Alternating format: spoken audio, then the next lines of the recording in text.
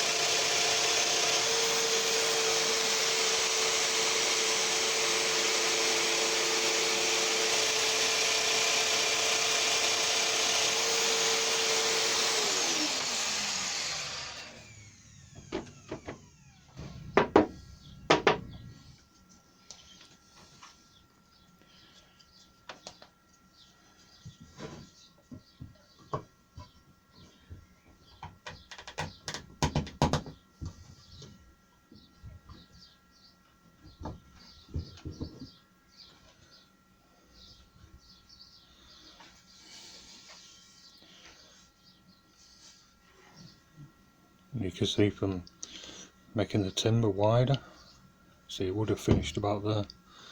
I've got plenty of room in here now to get my groove. Right there, all cut.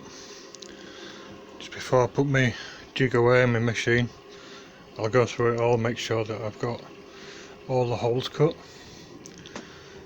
This one I just had to be careful, well these two, so they're the drawers, and the long ones are the rails, the short ones are the stiles. Opposite to these, where the short ones are the rails, so I just have to be mindful about that. And here, and get that out of the way, little bits of wood with screws in. This one came off the back of here, little bits of wood with screws in. That's just to take the wobble out of the end. When I make them, I put them under here. I think I'm using all that I've got.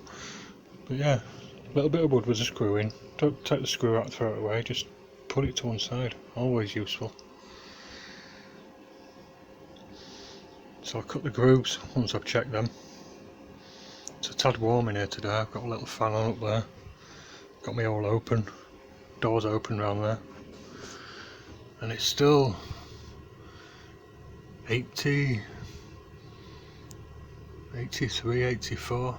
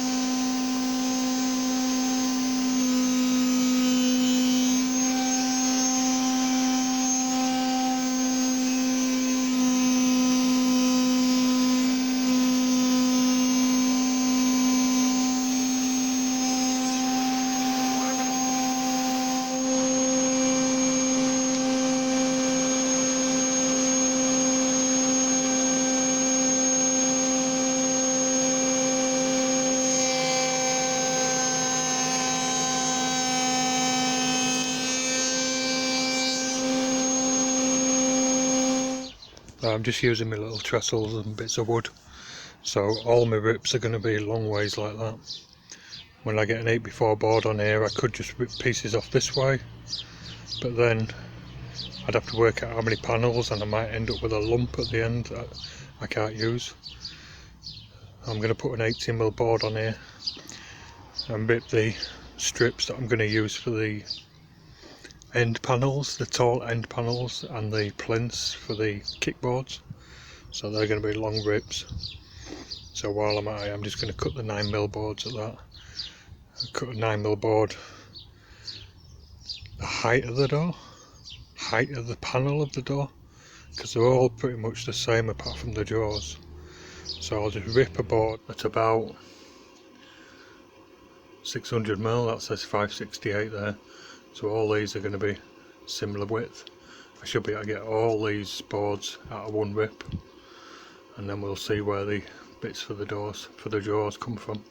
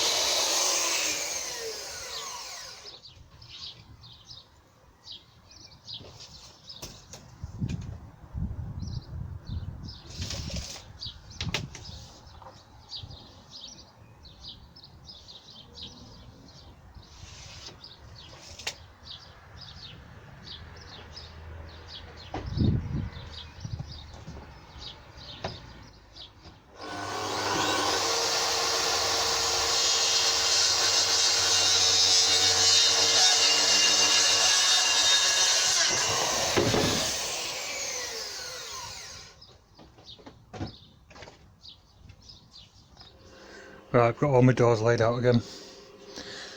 I decided to rip that 9mm board down to 600mm. See, this is 555, 56, something like that. I haven't put this together yet, but I'll put a domino in each end just to hold the rails and stiles in something like order. And I've laid all my doors out again. I know there's 3 of them, so this is 1, so the other 2 will be the same. I know that last cut on my board there, on my 9mm board, it's a bit dodgy, so don't follow my example.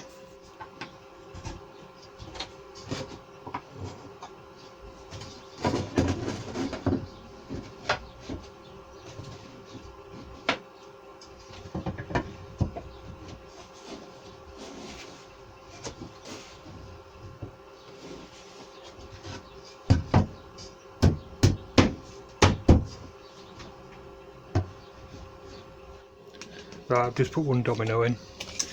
I made me groove 12mm deep. Let's just make it easy. That is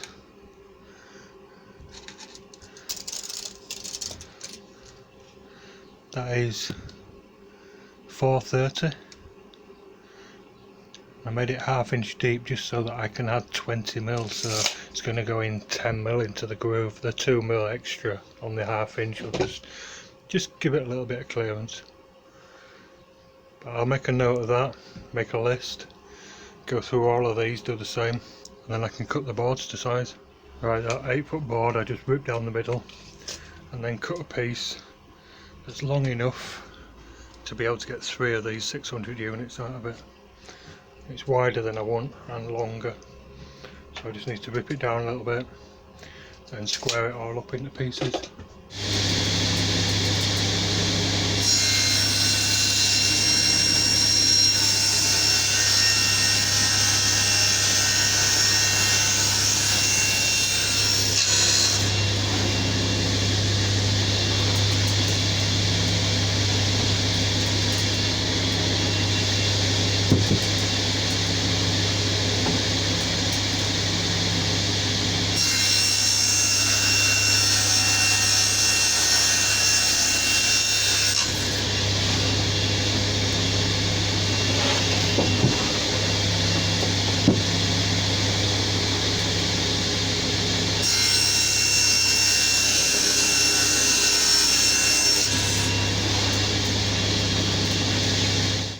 cut all the panels and I've assembled them all except two 600 doors, but that's exactly the same as this one.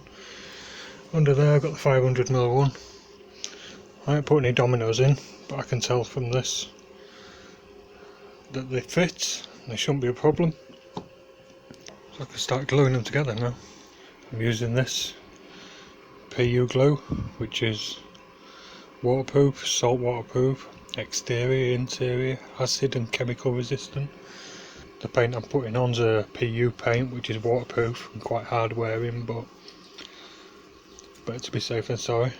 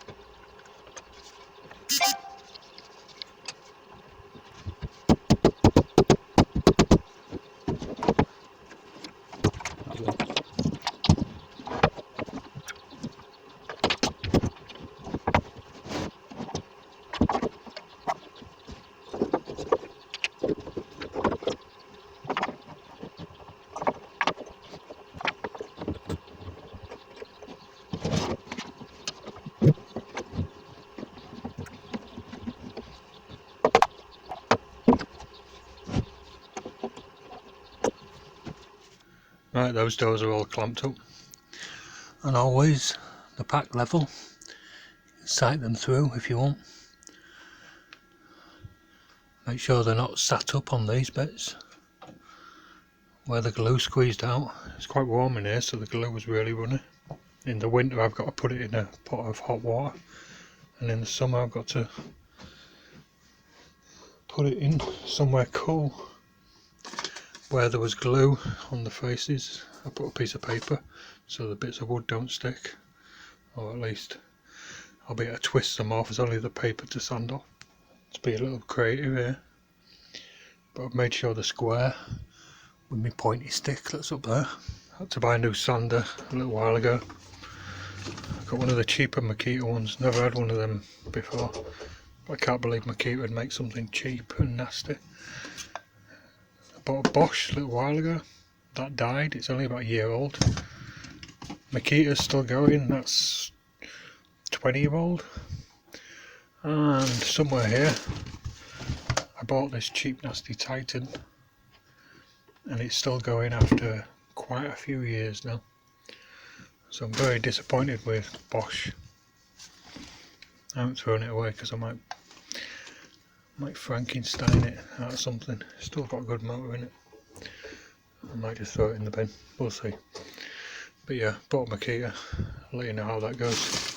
It's got a really thick lead on it. See the difference there? It seems to work alright. I have faith in Makita that it'll last a bit longer than that bloody Bosch. Anyway, leave them overnight, sand them off tomorrow. Got me corner stick here. You use one of these offcuts to make a beach one. Do that tomorrow.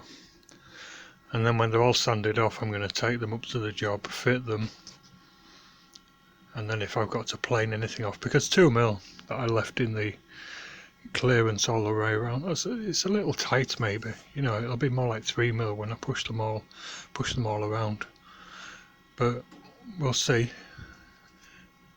If I go and fit them, then if I've got to plane a little bit off, then I can do. I'll make them look right, then I can bring them back and sand them. I've got to cut all the holes for the hinges anyway. It'll be easier to do that when they're not painted. Anyway, that's tomorrow. Right, it's next day. All the doors are dry, all the glue's dry. It was quite warm, so the glue was really running. It just went everywhere. So in the old Titan here I've got 60 grit paper. The joints are pretty flat, but I'll fly through these bits of glue with that and then smooth it off a little bit with the 120. And before I forget, see these marks on my face marks? I won't be sanding this, not unless there's any lumps on it. But I put an X. That reminds me that that's the face. Because the grooves are very similar. Yeah, front to back. But they are slightly different, so. And I've got here a sanding mat. I think it's Trend, this one, I don't know. But it's good because the wood doesn't move around on it and it cushions a little bit, so any marks in your bench don't show through. I always like to sand the back side first. I'll turn that over and then sand the face, so any marks that you might make on the underside while you're sanding this surface don't show on the face, if that makes sense. Sand the back first, turn it over, sand the face last.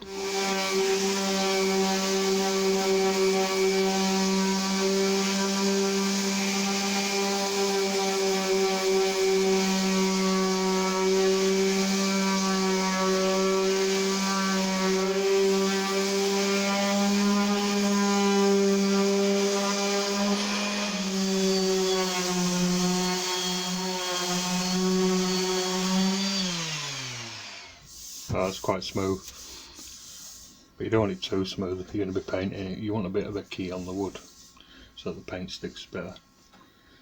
But that one's when it's removed any marks that I put in with the sand, with the 60 grit. I've got some 80 grit here, torn a little piece off. As always, fold it in half.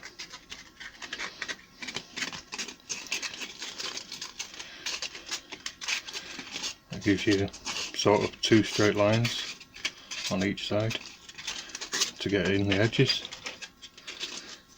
You can do curvy bits, sand around stuff. You got 8 corners to work with, and if you hold it that way around, just hold your hand over a little bit, keep your fingers flat. You've got two surfaces to work to. If you hold it that way around with this folded edge to the outside, it doesn't. See, if you hold it that way, it'll do that. You'll end up ruining that joint. I've got loads of these bits of paper kicking around. If you do that, it'll last a lot longer. But for this, I'm just taking this arris off.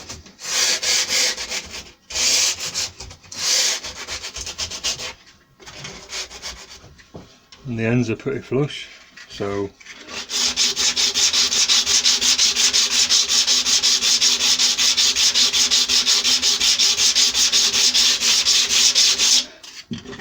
just going to rub them off like that. I'm going to take these doors up to the job to fit them, so I'm not going to sand them too much around the edges here. So I might want to plane a little bit off here and there, but I'll just sand the sharp edge off. That helps to stop it getting knocked. Now I've got a little bit of glue in the corner here. I want to remove it with a chisel.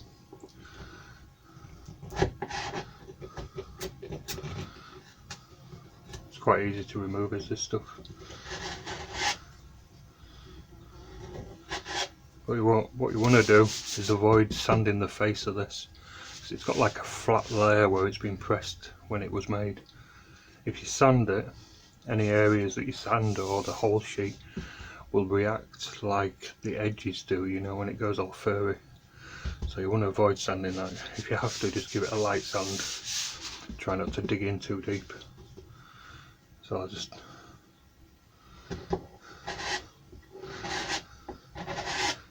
I've just gone down to the MDF there, got the glue off. But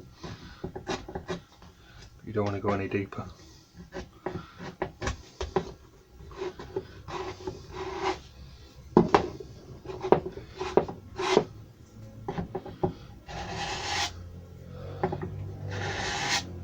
I'm just using this as a bit of a scraper. I'll do that wherever I need to, but I'm not, like I say, I'm not going to sand this face.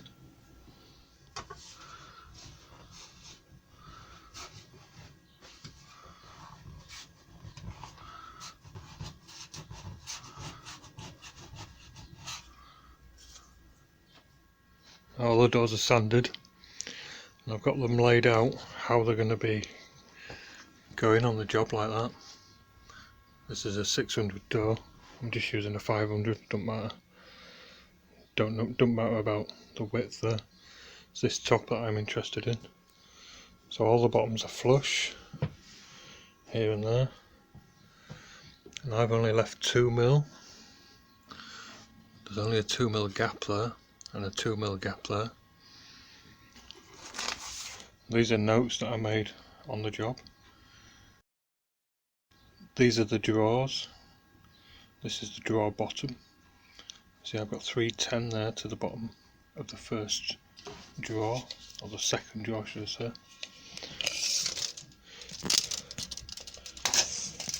So 310 is there, so the bottom of the first drawer is about there. That gives me a little bit of play. It also means that I can put a little catch, a little bracket underneath. So that's the first drawer. And the second drawer is 570.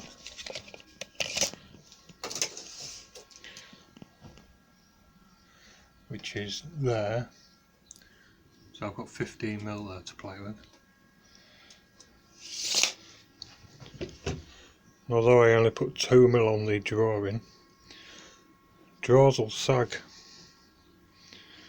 So I don't want the gap too close, so what I've got here is about 3mm ish. And I put 4mm between each of the doors, so I'm going to end up having about 4mm there. So it's going to look something like that when it's on the kitchen, I hope. So now these are the sizes of the drawer fronts that I made. I drew it on the front of the cabinets. So 290, 270. I got 285 and 270. I don't mind that that's a bit smaller. And we've got the gaps as well. So 290, 270. And that top one needs to be 155 minimum. So that's what I did there. I think that's what I did. I put the 155 in, then worked my way down, and this one was whatever it was, whatever it finished at. So 155. Have a look. See what we've got there. See, we can nicely get 155 in there. It'll give you about a 3mm gap. And these are more than 3mm.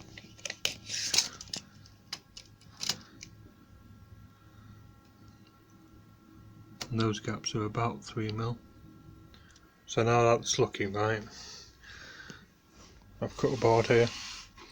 So what I'm going to do, put a straight edge on, plane it flat, plane it the same thickness as these, rip it down, and then very carefully just put it one pass over the jointer just to clean up that sawn edge. I've made a beachy corner post. Should have made that in the first place probably, but now I've just got to try and transfer these blocks over, get them as accurately as I can so that these lines these holes I drilled line up, and also the screw that goes into the cabinet should hit the same spot. There you go, something like that. I decided to make that 153, give myself a couple more mil play all around. Corner post will be going there somewhere.